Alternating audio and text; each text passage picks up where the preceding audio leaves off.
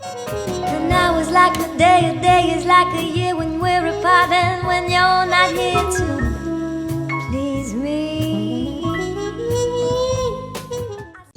Jazz and hip-hop have been intertwined since the latter was formed in the 1970s.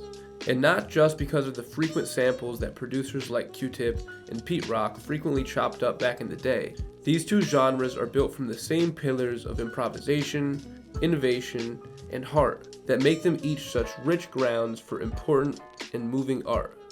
Over the years, the subgenre of jazz rap has often been reduced to someone who just raps over a piano or a few horn samples.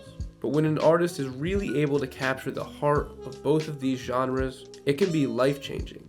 McKinley Dixon has spent the last decade making hip-hop infused with the heart of jazz, and the result has been remarkable.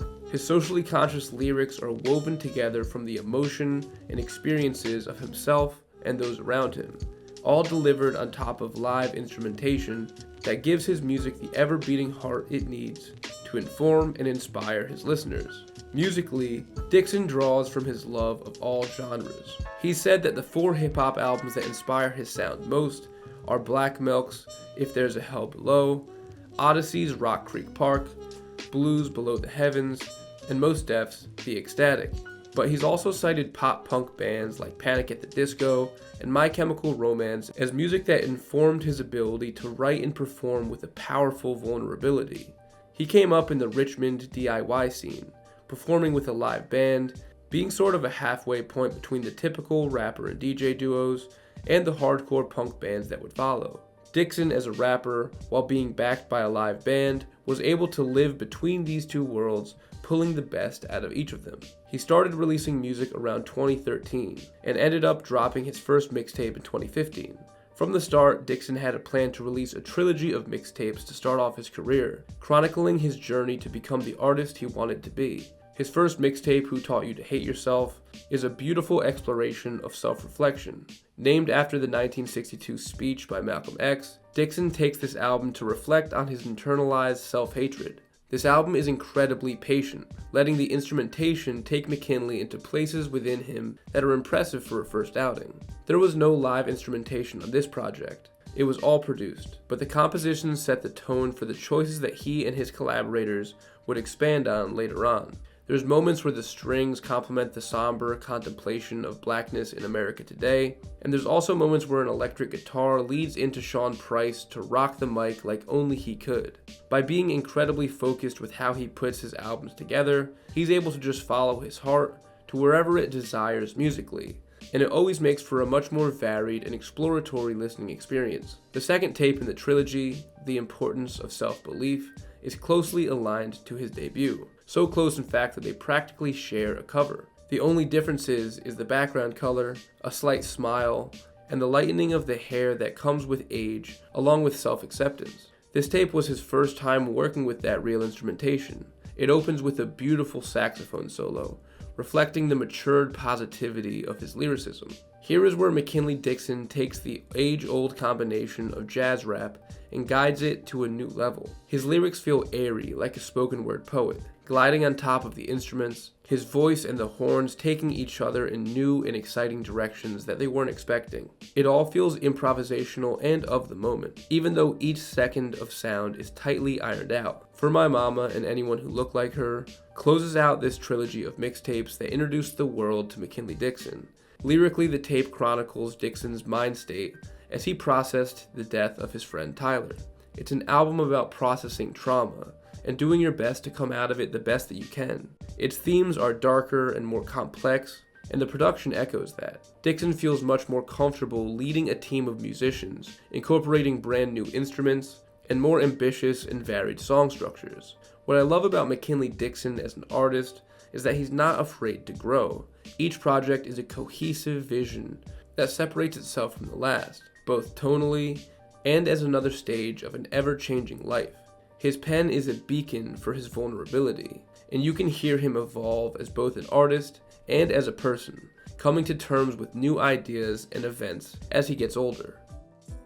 That evolution continued on his debut album, Beloved Paradise Jazz, which he has described as a coming-of-age album about a man approaching his 30s and stepping up into the next stage of his life and career. He has always been inspired by the works of Toni Morrison, one of the most important novelists and writers of the 20th century. Beloved Paradise Jazz takes its name from a trilogy of books that she released under the same names. The album features a reading of her work on the opening track, and the project harnesses not just her words, but her poetic understanding of life and love. This is his most conceptually concise and refined project. Conceptually, the narrative follows the sun as it rises, spends a day illuminating the city, and then sets at the end of the album. It feels bigger than his previous works, incorporating more ambitious, sometimes even pop-inspired song structures. The 3-track run from Run Run Run to Tyler Forever is an incredible showcase of the powerful music that he was able to make at the time.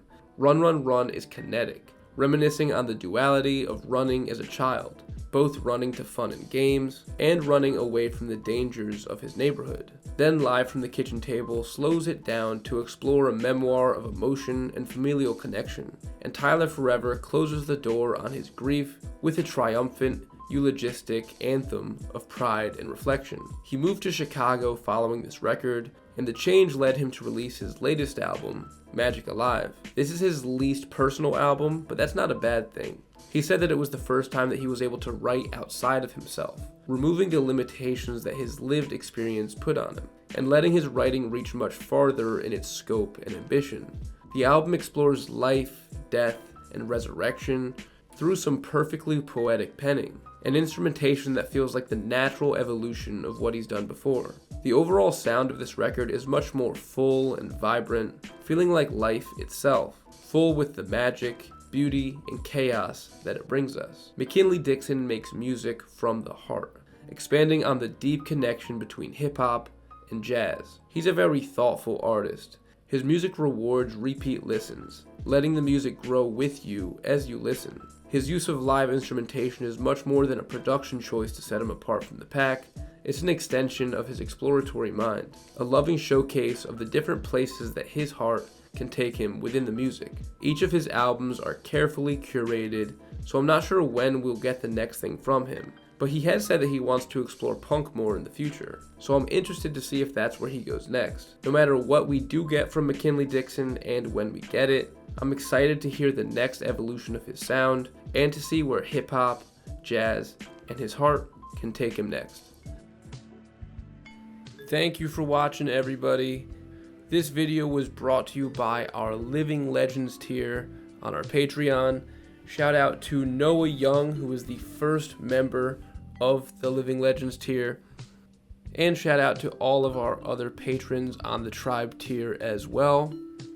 Head over to patreon.com/DefGoldblum if you want to be involved with the Patreon and get some exclusive content from me and to support the channel. Let me know down in the comments, what is your favorite McKinley Dixon song? I've been wanting to make a video on him for years, ever since I first heard Beloved Paradise Jazz, so I'm so happy to finally put this one out for you guys. As always, I got a lot more headed your way, so stay tuned, stay safe, and stay def. Thanks for watching.